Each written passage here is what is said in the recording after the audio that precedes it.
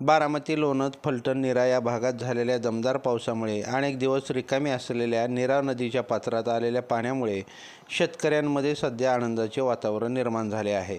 पाहुयात पळसमंडलीतील काही दृश्य. लाईव्ह महाराष्ट्र झोन न्यूजसाठी अनिल गिरीधर खंडागळे.